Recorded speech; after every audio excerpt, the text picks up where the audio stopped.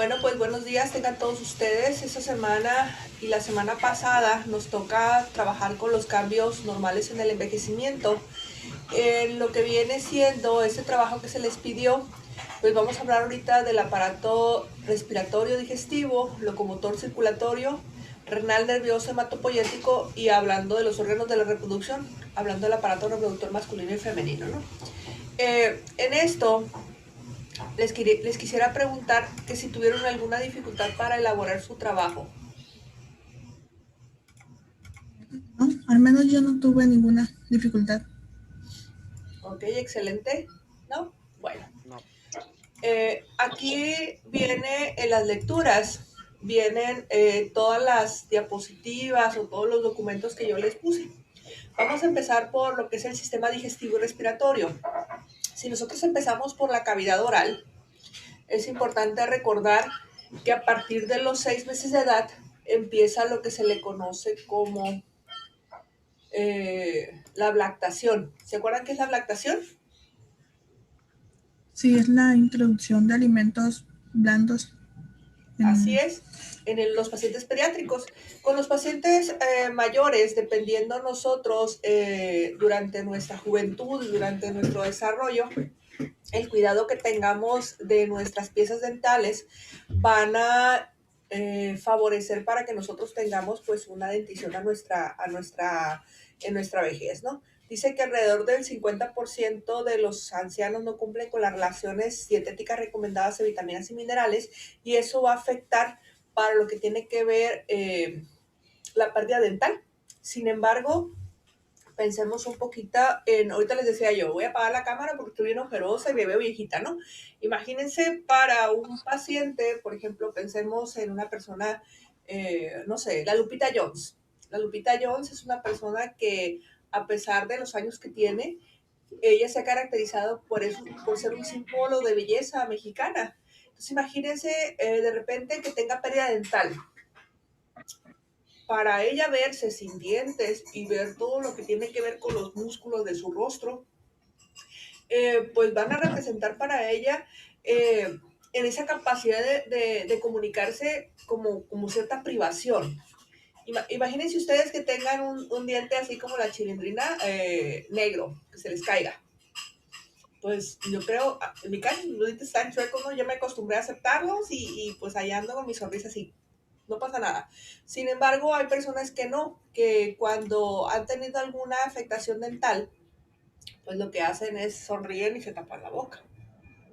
En el caso del adulto mayor, no solamente es como se ven en esa relación estrecha a su estilo de vida, sino también lo que tiene que ver con el estado nutricional y la alimentación que van a poder tener después de perder sus dientes, ¿no? Entonces, dentro de los cambios normales en el envejecimiento, tenemos la pérdida de piezas dentales, la reducción de la secreción de saliva, que eso se le llama serostomía.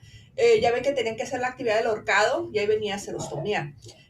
Lo que tiene que ver la dificultad para estar respirando por la nariz y lo hacen por la boca.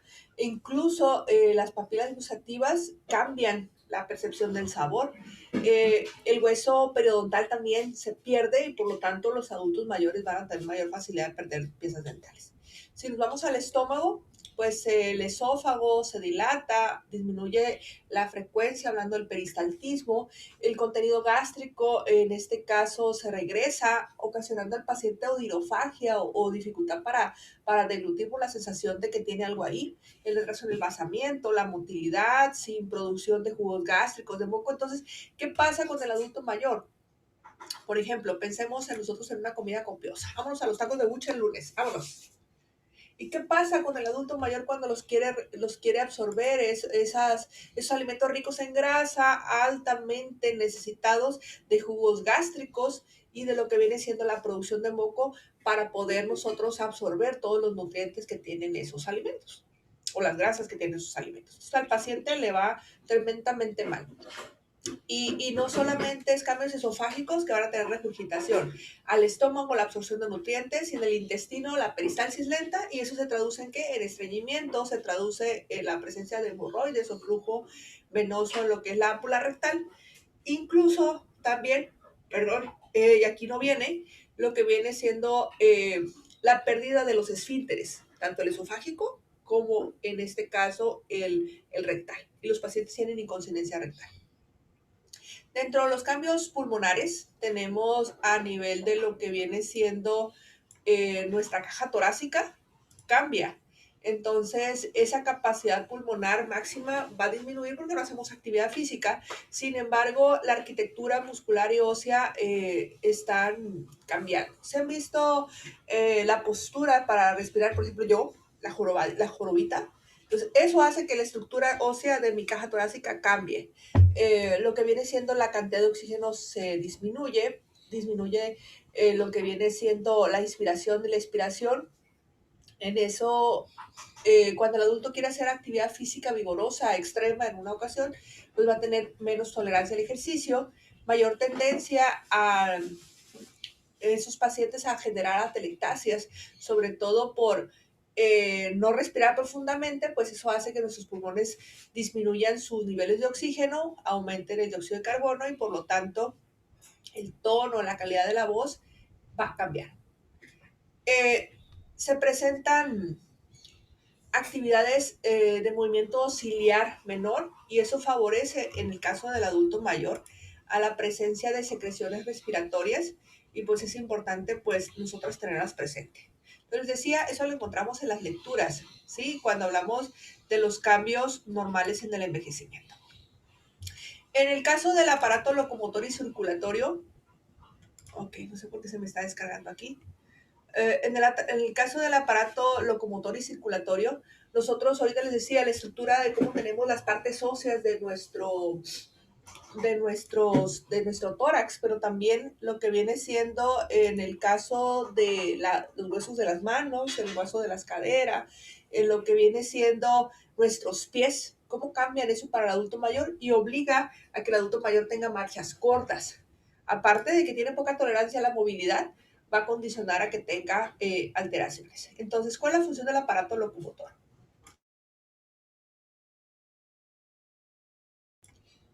Aquí dice que sirve para sostén de locomoción y es lo que les decía, tenemos al adulto mayor que a nivel pulmonar cambia la estructura ósea y vean cómo está en este caso su caja torácica. La respiración se hace más abdominal que torácica. Entonces, esto va a ocasionar que el adulto mayor al momento de caminar vea la posición de su columna. ¿Qué pasa? El riesgo de caídas es mucho mayor. Aquí están los cambios. La densidad ósea se pierde. Esto es muy importante saber que lo vamos a perder nosotros dependiendo nuestra actividad física. Si ahorita que son jóvenes, el consumo de ciertos fármacos como los AINES, específicamente el naproxen, hace que se pierda la densidad ósea. De igual manera, lo que es el no hacer actividad física, el caso de la mujer con la menopausia y el consumo de tabaco también favorece la pérdida de la densidad ósea. La columna está formada por huesos que se llaman vértebras y entre ellos hay discos de aspecto gelatinoso y eso contiene una gran cantidad de agua. Conforme vamos envejeciendo, la cantidad de agua en nuestro cuerpo disminuye y eso favorece a que se reduzcan esos espacios intervertebrales. El riesgo de fracturas por la densidad ósea es más fácil y los arcos del pie que les decía ahorita contribuyen a que el paciente tenga mayor riesgo a las caídas. Las articulaciones más rígidas, sobre todo a nivel de las manos, a nivel de los pies. La articulación del hombro se vuelve dolorosa. Lo que viene siendo la pérdida de cartílago, los músculos son menos tonificados y la masa corporal magra disminuye. Por eso es importante empezar a cuidar nuestra masa ósea. Dice aquí que los hombres en los 20 años, en los hombres, a los 40 las mujeres. Entonces hay que trabajar un poquito con esa masa magra, ¿ok? Aquí tenemos que la fuerza y la resistencia cambian, los huesos frágiles y por los problemas comunes que vamos a tener con los adultos mayores, lo que tiene que ver con el traslado de un lugar a otro. Aquí vienen algunos problemas, no solamente el traslado de un lugar a otro, sino también la incapacidad de moverse ellos solos, sobre todo al inicio de una actividad. Están sentados y de repente, ¡hey, dame la mano! Ayúdame a levantarme porque me genera mucha molestia hacer eso.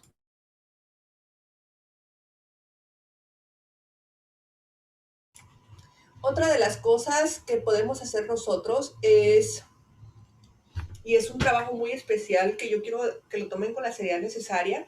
Es el video que tienen que hacer con ejercicios isométricos y isotónicos para sus pacientes. Ese video lo tienen que subir al YouTube y me van a pasar el enlace. De esa manera nosotros vamos a trabajar con esta prevención. Entonces les decía, ustedes vestidos de viejitos, ¿sí? Como si fueran estos pacientes que vemos aquí y van a hacer su rutina de ejercicios. ¿Sale? En el aparato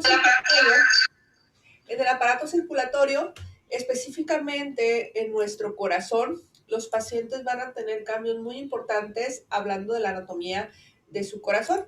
En este caso, el fluido de la sangre, arterias y venas, así como decíamos ahorita en el caso de la columna, que tiene un tejido que contiene agua, pues nuestros flujos que están circulando también disminuyen la cantidad de agua. Entonces, ¿qué creen que pase, Esmeralda? ¿Qué creen que pase con el flujo de la sangre al momento de tener menos agua?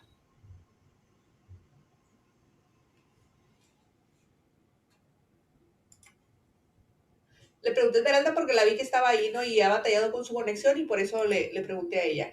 Ok, Karime Carvajal, ¿qué pasa con el flujo de agua que circula con los pacientes, hablando de arterias, venas y capilares, y disminuye la cantidad de agua circulante?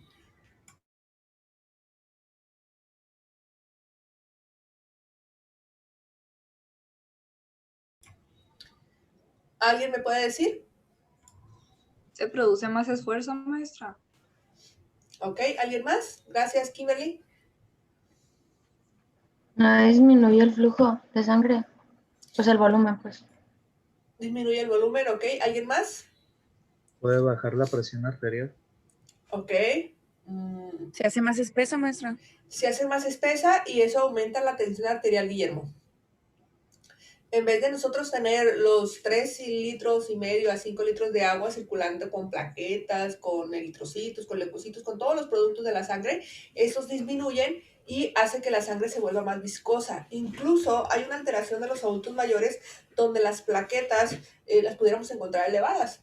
O todo lo contrario, los rangos de las plaquetas en el adulto mayor pueden bajar incluso hasta 100. En vez de que sean de 150 a 300 plaquetas, vamos a tener nosotros incluso menos de 100. Menos de 150. Si tenemos menos de 150 a 100, es normal. ¿Por qué? Porque normalmente nuestros adultos mayores utilizan fármacos para evitar el riesgo de trombosis. Entonces los tenemos hemodiluidos. Las plaquetas, acuérdense que es como un disco bicóncavo, que la función es llegar donde hay alguna lesión y llegar y tapar.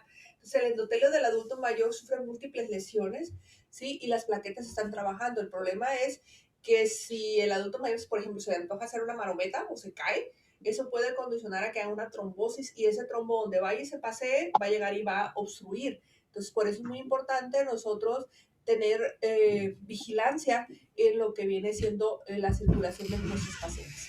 Esos cambios sanguíneos que van a estar modificando nuestros factores, hablando de las plaquetas, los leucocitos y todo eso, cómo cambian el paciente, es importante tenerlos nosotros, que si no los cuidamos, si no los vigilamos, el paciente puede tener enfermedades cardíacas. Y lo primero que se va reflejando es como si tuviéramos un adulto mayor enamorado, un corazonzote, una cardiomegalia en nuestros pacientes. Este corazón, acuérdense que tiene la función de bombear de nuestro lado derecho hacia los pulmones. Entonces, la resistencia que tenga en la caja torácica chiquita, porque no se dilata, no se abre, va a hacer que nuestro corazón derecho se hipertrofie. Y si a eso le vamos, vacía la sangre de los pulmones hacia el corazón izquierdo y se va a la periferia y hay resistencia vascular porque la sangre está más viscosa, eso va a hacer que nuestro corazón izquierdo, se hipertrofie. Entonces es importante nosotros estar verificando eso. Entonces, de manera normal vamos a tener las cifras tensionales ligeramente altas comparados con el adulto. Vamos a tener pacientes con una tensión arterial de 130 a, no sé, 130, 85. O sea, en un rango dentro de lo que cabe así de alerta si fuera una persona joven. Y eso es normal en el envejecimiento. Y les repito, la hipertrofia de nuestro corazón, la cardiomegalia que vamos a tener y el riesgo de que nuestros pacientes tengan cambios hablando de la frecuencia cardíaca. Eso sí, la frecuencia cardíaca disminuye.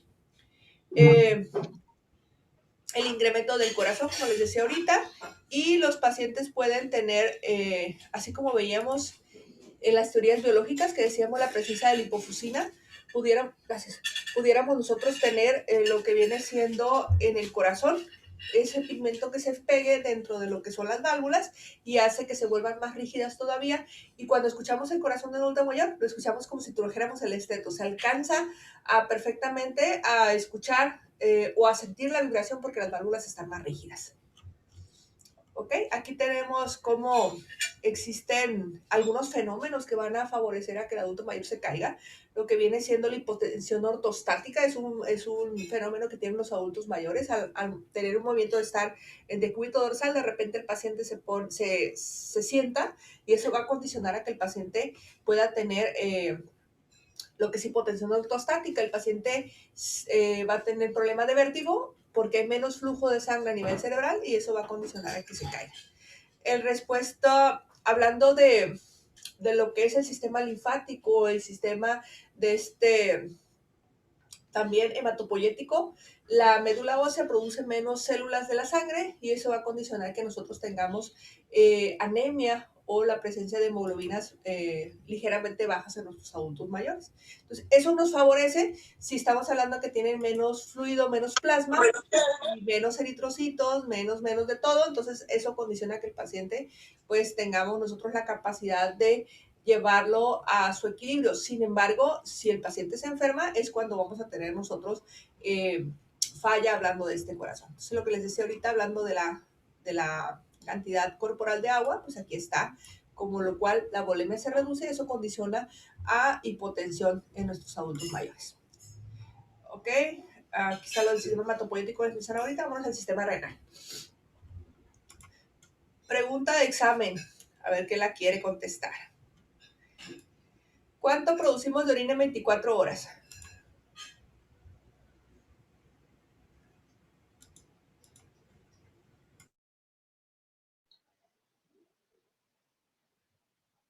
Depende de qué tanta agua tomamos también, ¿no? Lo normal aproximado, ¿cuánto nos toca de producir de orina en 24 horas a los humanos?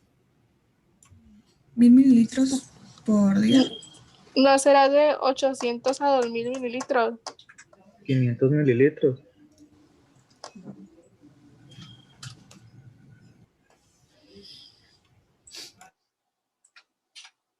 Tiene apagado el micrófono. Yo usted la tenía apagado. La producción de orina en 24 horas oscila entre los 1000 mililitros y los 2000 mililitros. ¿Ok? Si disminuye de 1000 mililitros, estaríamos nosotros hablando en una disminución del flujo, pero no es patológico. Es patológico cuando tenemos una producción de orina menor de 400, ahí sí es patológico. ¿Y cómo se le llama eso, Marely?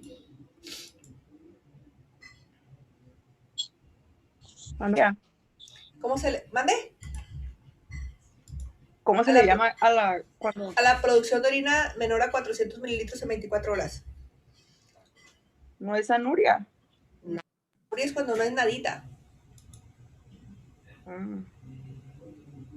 A ver, ¿sí? Oliguria. Es oliguria. Es oliguria. ¿Ok? Oliguria, es cierto. Bueno, hablando de la función renal, ¿cuáles son las hormonas que produce el riñón? A ver si se acuerdan. Nefronas. No, hormonas que produce el riñón. Pues varias, la aldosterona, el cortisol. El riñón. Eritropoyetina. La eritropoyetina, ok. La aldosterona y las otras son de la suprarrenal. Ay, maestra, bueno, casi. Sí. Está bien, andamos cerquita. Fíjense bien, ¿y qué hace la eritropoyetina? Estimula la producción de los glóbulos rojos. Así es, entonces ahorita decía, mi sistema hematopoyético va a estar lento porque mi médula ósea no produce eritrocitos como debe de ser. Y ahorita vemos que nuestro riñón disminuye la producción de eritropoyetina. Entonces ya tengo yo dos factores que van a condicionar que el adulto mayor tenga anemia. Entonces hay que vigilar eso con nuestros pacientes. Los riñones son los encargados de la eliminación de la orina y por lo tanto deben de saber ustedes que aproximadamente a partir de los 40 empezamos a tener un flujo renal menor. Y hay un fenómeno muy importante hablando de la filtración glomerular, como nos podemos dar cuenta si nuestra salud renal es la adecuada. Hay un fenómeno que se llama nicturia. ¿Qué es la nicturia? El ir a Cuando aumenta la orina por la noche. ¿ok? Es el aumento de la excreción o la eliminación de la orina, sobre todo por la noche. Entonces tenemos nosotros factores que van a ocasionar que nuestro flujo urinario sea mayor por las noches, y eso se debe a que el flujo sanguíneo renal en el día está aumentado, ¿sí? Y por lo tanto la producción de orina la va a hacer durante el día, pero la va a eliminar sobre la noche. Hay otros fenómenos que debemos de tener nosotros presente, y es, como les decía ahorita, hablando de los esfínteres. Perdemos la capacidad de nuestro esfínter esofágico, nuestro esfínter anal, pero también perdemos nuestro esfínter vesical. ¿Y qué pasa con el paciente cuando tiene eso? La incontinencia. Presenta incontinencia urinaria. Entonces, en esos pacientes es muy importante saber que a partir de los 40 empiezan los cambios. Sin embargo, esos van a ser normales, ¿sí? A partir, ¿sí?, de los 90 años de edad. Entonces, si yo tengo un paciente de 60 años con incontinencia renal, con incontinencia vesical, eso no es normal. Oye, pero tiene 60. No, lo normal es que a partir de los 90 el paciente pierde el control de esfínteres. ¿Ok? Entonces, esa depuración de creatinina, la Nictur y todo eso va haciendo de manera paulatina.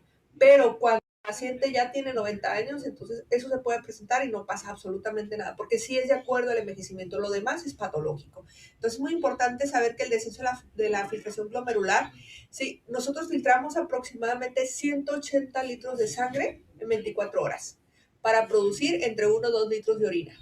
Entonces, si esos cambios se están presentando anómalos, sí, es importante nosotros saber. Aquí estaba regalada lo que son cambios al sistema nervioso. Los cambios al sistema es menor masa cerebral, aumento del líquido cefalorraquídeo, la pérdida neuronal, la disminución de la memoria, la velocidad del procesamiento pues es menor, la destreza motora también disminuye, ¿sí? La pérdida de los reflejos también disminuye, y todo lo que tiene que ver con los órganos de los sentidos también disminuye. Es importante nosotros saber, aquí este libro se los recomiendo si lo pueden descargar o lo pueden comprar, Enfermería Geriátrica de Meikel. Es un libro que en lo particular me gusta mucho. Lo que viene siendo hablar del envejecimiento, ahí viene muy, muy preciso para poder nosotros explicarle a nuestros pacientes. Y hay unos cambios que son de acuerdo al envejecimiento. Les repito, lo otro es patológico y hay que tratar a un paciente. Tengo un paciente de 60, 70 años con incontinencia urinaria. Eso no es normal. Oye, pero tiene 70. Sí, pero ese paciente, su capacidad para controlar esfínteres debería de presentarse de una forma más tardía. Y lo que es la nicturia también, en esos pacientes hay que verificar su depuración de creatinina. Cuando estamos hablando con nuestros pacientes adultos del aparato reproductor, dice ahí, puede haber problemas con la función eréctil. Esto es progresiva y tiene que ver con una hormona que se llama testosterona. Ojo, la testosterona aquí en México, la presentación farmacéutica para administrar a nuestros pacientes testosterona solamente es intramuscular. Es cara y es dolorosa.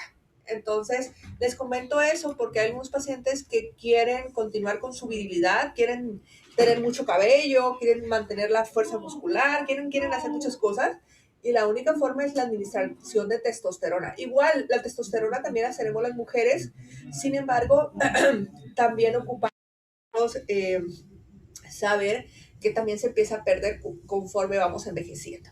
Los cambios que presenta el hombre es la disminución del líbido, la reducción de la producción de testosterona, el diámetro del pene disminuye, y los testículos, hablando de tamaño y firmeza, también disminuyen. Sin embargo, el que tiene un crecimiento, pues ahí es la próstata, y eso es patológico, sobre todo cuando empieza a presentar problemas de micción, y en el 50% de los hombres mayores de 60 años la van a empezar a presentar. Conforme cumplen más años, esa probabilidad de presentar esta patología, que es benigna, sin embargo, ocasiona signos y síntomas, hablando de el goteo urinario, la retención urinaria, el esfuerzo para vaciar la vejiga, va a aumentar. Es un paciente de 70 años, hay un porcentaje mayor del 50% que los hombres lo presenten. El paciente es con 80, 90 años, aproximadamente el 80-90% de los pacientes masculinos van a tener eso. Las mujeres nunca se van a enfermar de hipertrofia prostática, ¿no? Aunque en el examen yo les ponga falso o verdadero, ustedes me lo pongan que sí, es una pregunta incorrecta. Las mujeres no tenemos próstata. En los cambios Entonces tienen que ver con esa testosterona que se va reduciendo y esta va a generar cambios muy importantes hablando de todo lo que es la estructura física y psicológica de nuestros pacientes.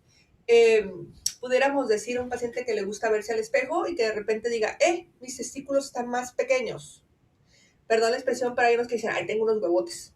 Y al paciente le gusta verse así, su cuerpo. O le gusta ver, por ejemplo, en el caso del adolescente, cuando él está desarrollándose y de repente ve que están creciendo los testículos y el pene, el paciente pues se sorprende, ¿qué es esto? Yo lo tenía diferente, ahora lo tengo grandote. O más grande de acuerdo a como estaba cuando era niño. En el caso del adulto mayor, quizá le gusta verse su cuerpo y de repente ve esos cambios de disminución de tamaño y el paciente pues es, mejor ni me vean. O sea, no me gusta como me veo yo, entonces no voy a querer que sea. Y eso puede condicionar problemas en la pareja. Disminuye lo que es el deseo sexual, sin embargo, hay producción de espermatozoides en menor cantidad, pero siguen vivos. El volumen de líquido eyaculado es igual, ¿sí? Las respuestas sexuales se vuelven menos intensas, más lentas. Sin embargo, puede presentar el adulto mayor lo que viene siendo relaciones sexuales. En los cambios del aparato reproductor femenino, aquí tiene mucho que ver con esos cambios psicológicos. Si decía, el hombre se ve sus testículos, se ve el pene y dice, está más pequeño. En el caso de las mujeres igual, se ven sus mamas al tener menos elasticidad, esas están en una posición quizá no agradable a la vista de esa mujer, pues van a decir, es que no me gusta que me vean. Son cambios normales. La pérdida de la elasticidad de la piel tiene mucho que ver.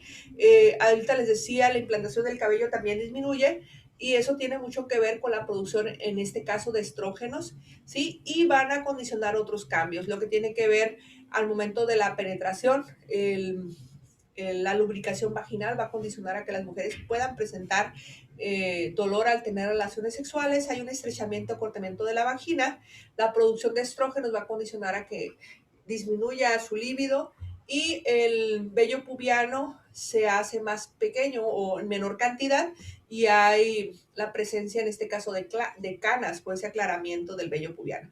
El tejido mamario disminuye, lo que les decía ahorita de las grasas, y pues se va a perder grasa. De igual manera, la firmeza, el soporte y todo tiene que ver con la producción de estrógenos. Entonces es importante saber que cuando hablamos de menopausia, estamos hablando a nosotros los cambios que se van a producir antes de los 60 años. La menopausia no se presenta a los 60 años. Entonces, entre los cambios del envejecimiento, no vamos a tener menopausia en el envejecimiento. La menopausia sucede antes. Entonces, en esos casos es importante a nosotros tener claro que la mujer no va a tener cambios, hablando de la pérdida de estrógenos y progesterona, sino antes de los 60 años. Entonces, cuando ya tenemos un adulto mayor, esos cambios ya sucedieron. Solamente tenemos que favorecer nosotros la adaptación en esas pacientes a esos cambios, que ya debió haberlos presentado. Por ejemplo, ¿cómo se llama cuando se presenta la ausencia de la menstruación?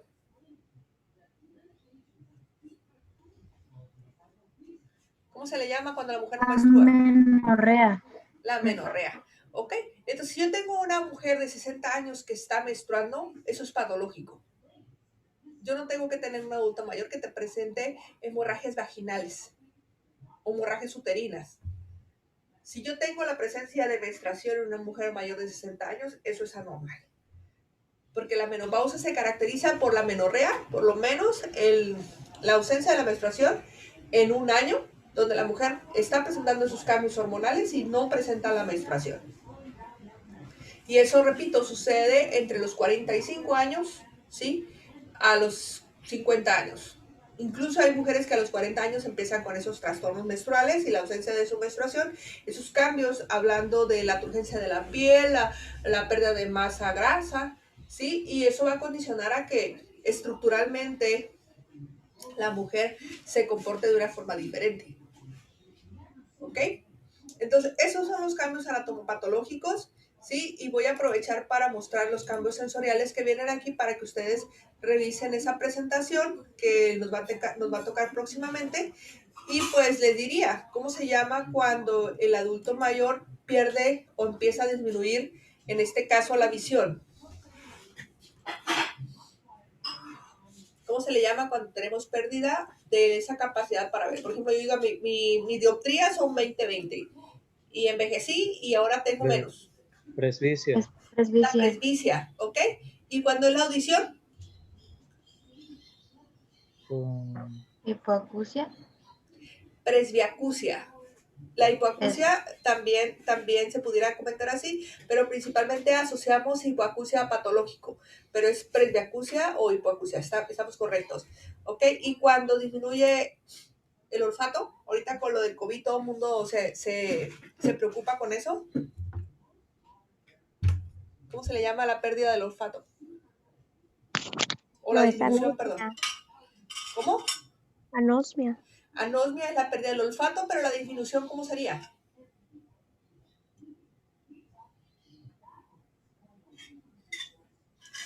Hiposmia, ¿ok? ¿Y el tacto? ¿La disminución del tacto?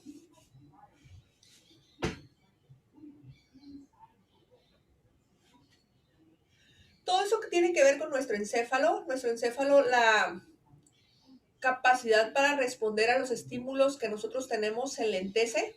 Por eso es muy importante entender los cambios normales, hablando del sistema nervioso central, ¿sí? Esa capacidad neuronal de los reflejos.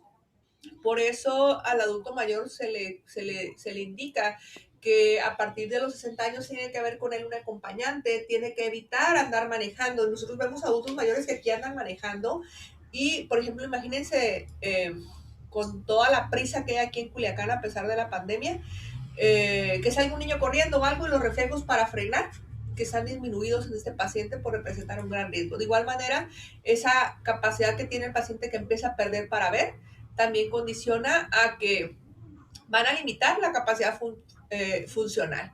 Dice que aquí que la prevalencia de ceguera aumenta con la edad aproximadamente a partir de los 85 años.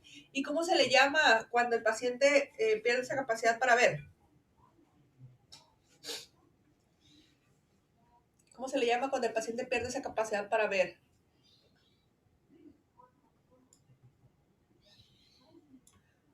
A ver, Alexia. Se llama ceguera. Dentro de los cambios normales en el envejecimiento, hablando del ojo, vean cómo tenemos nosotros la pérdida, en este caso, del tejido subcutáneo que se encuentra arriba de nuestros ojos. ¿Sí? Vean cómo cae este párpado, ¿sí? Y pues es importante nosotros saber que al paciente, pues, esto le va a representar en algún momento alguna molestia. Se adelgaza la piel, disminuye la musculatura de los párpados, el párpado inferior se cae hacia afuera, exponiendo más al ojo. Lo que viene siendo el párpado, las pestañas se van hacia adentro de nuestro ojo, se presentan en nuestro ojo como tal, como si fuera un hilo blanco, que se llama arco senil, disminuye la agudeza visual. La musculatura del iris va a hacer que nosotros, por ejemplo, nos exponemos a luz extrema y la capacidad para el ojo de contraerse y dilatarse, ¿sí? Disminuye y por lo tanto vamos a tener nosotros un cambio gradual de la luz a la oscuridad o del oscuro a la luz. El paciente pues le va peor. Y pues si a eso le ponemos que tenga que manejar por la noche, imagínense nada más.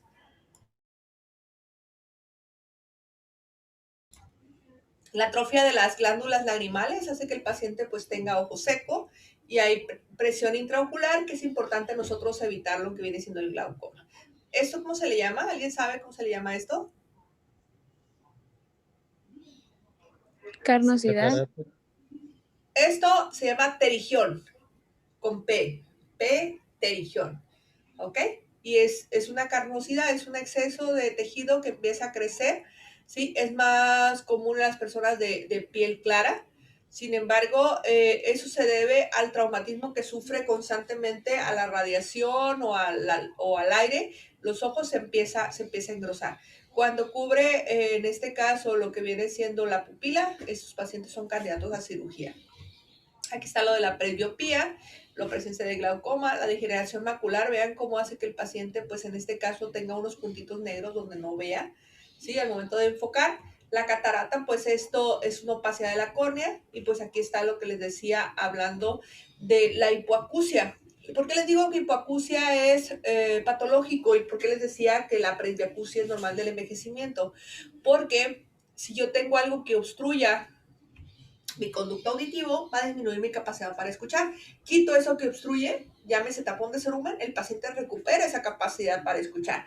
Sin embargo, cuando tenemos la presbiacusia, quite o no tapones del conducto auditivo, el paciente no escucha o disminuye su capacidad para escuchar.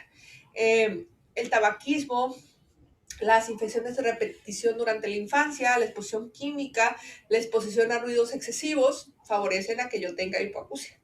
Los cambios normales en el envejecimiento entonces serían la oreja, vean cómo está la oreja, por ejemplo, así como no queriendo ahorita que desayunen, vean a sus papás, a sus abuelitos, vean cómo está, en este caso, la turgencia de la piel de la cara hace que la oreja se caiga. Y de igual manera se ve incluso lo que es el pabellón auricular un poquito más grande en sus pacientes. La presencia de cerumen, la sequedad del conducto también puede producir comezón y hace que el adulto mayor esté rascándose. La estructura sensitiva de la córnea, de la cóclea, hace que el paciente pueda tener incapacidad o incluso les molesten los sonidos porque ellos los perciben como ruido. Hay tipos de pérdida de la audición, como les decía, puede ser conductiva, tenemos un cuerpo extraño, llámese cerumen, o lo que es a nivel de lo que es la transmisión de lo que es en este caso, el sonido a través de la afectación de los nervios craneales. ¿Ok? Hablando del gusto, aquí está, hipogeusia, la disminución de nuestra capacidad para la percepción de los sabores, y en este caso puede llevar a que el paciente tenga pérdida de peso. Imagínense ustedes, no sé, imagínense sushi, y que no le sepa la soya, que no le sepa diferenciar el camarón de la carne, y que todo lo sepa igual a un rollo de arroz. Y si a eso le ponemos al paciente que tiene trastornos visuales, ¿qué es esto? Es una bola de no sé qué. ¿Ok? Entonces los invito a revisar esto. Ya se nos va a cerrar aquí el Zoom. Si tienen alguna cosita, voy a mandar un segundo enlace y clausuramos esto. ¿Ok? No sé si tengan dudas o algo al respecto de estos temas, hablando de los cambios normales en el envejecimiento. Pues no, maestra. Creo que ya. No. ¿Ok? Entonces, en esta semana tienen que terminar el trabajo y ya habíamos hablado de las teorías sociales. Entonces, les estoy comentando porque voy a ver con ustedes. Tienen aquí lo del examen hasta el 4 de diciembre, porque no voy a conectarme con ustedes la semana que entra. Como les comentaba, tengo una situación con un sobrino que tiene COVID y van a venir mis papás, entonces voy a estar un poquito